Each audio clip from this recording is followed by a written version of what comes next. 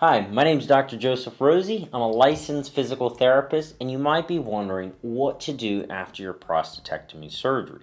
I've got some great exercises for you that can help prevent leakage and make it much easier on the pelvic floor muscles. As a physical therapist, I specialize in preoperative and postoperative rehabilitation of all kinds of surgeries.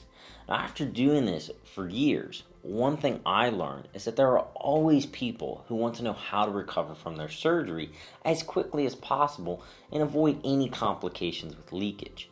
So today, we're going to talk about some of my favorite exercises which will help you get back into shape and feel like yourself again quicker than ever before. So first, let's talk about when you want to get started with pelvic floor exercises. Now, best case scenario is you've done some exercises prior to the surgery. General recommendations typically include 6 to 8 weeks. Now, after the surgery, you're going to want to go ahead and get started immediately after the catheter is removed. You're going to start your pelvic floor exercises lying flat on your back if you can, or in a reclined position in a recliner. Now, to review your pelvic floor muscles, these are the muscles that would touch a bike seat when sitting down. Now, the pelvic floor is made up of a collection of muscles that can be separated into the front and back half. Now, most men are more in tune with the back half and not as much with the front half. It just so happens the front half will assist you with an erection and sexual health, as well as incontinence, and the back half will control your bowels. So now that you know you need to be able to use your pelvic floor correctly, how do you do it? We call it the Knack. The Knack is essentially a way to contract your pelvic floor prior to movements in order to prevent leakage. The cue we like to use is nuts to guts. So think about using your pelvic floor muscles to be able to lift the boys up to your guts. Now, hypothetically, in a perfect world, we want the sequence of contraction to start forward to backward, from the penis to the testicles to the rectum and the external anal sphincter. Now, the point behind that is most men are more aware of the backside of their pelvic floor as they are more in tune with the muscles of the rectum.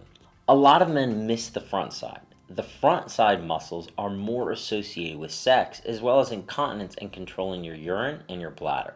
Therefore, we like to start and preempt with the front side. Therefore, nuts to guts. Now, I want to show you exactly how to do that, both to start lying on your side as well as lying on your back. Then we're going to build up from there. So the first thing that you'll want to do is lie on your back with your knees bent and feet flat on the floor or table. Your knees and feet should remain hip width apart. Now take a deep breath in, allowing your belly to lift upwards. As you breathe out, gently tighten your pelvic floor via nuts to guts and the lower abdominal muscles. Now breathe in, and while you breathe in, maintain the tension in your pelvic floor and abdominal muscles. Breathe out and relax. So once you can hold it for this sequence, increase the amount of breaths in which you can hold the contraction for. The goal here is to be able to maintain a contraction of the pelvic floor while you breathe and not make the mistake that many men make, which is holding their breath. One of the things I will tell my patients is that if air is not coming out here, then it's coming out down below. Now, if you want to get even better results, make sure that when you breathe out, it's audible and you can hear yourself breathing out of your mouth. Now, I recommend getting started and being able to hold a pelvic floor contraction for one breath at a time and be able to string 10 of those together consecutively.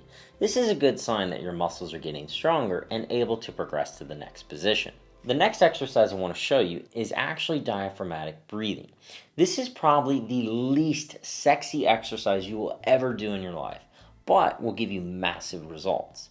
To do this, you want to lie on your back with one hand on your belly and one on your chest. As you breathe in, you want to feel your belly rise and not your chest. This exercise is very simple, but hard to do at the same time. Now again, to master your breathing, you want to inhale into the belly so it gets big and full of air with a long, audible exhale. You should have minimal moving of anything else, just the belly rising up with inhale and slowly lowering with a long, audible exhale. Now, pelvic floor therapy doesn't have to be a lot, and it doesn't have to take up a big part of your day. These exercises may not seem like a lot, but I promise they will do wonders for you in helping you regain confidence and regaining continence. If you found this video helpful, do me a favor and subscribe to the channel and give this video a thumbs up. Leave a comment below with any questions you have, and I'll see you in the next video.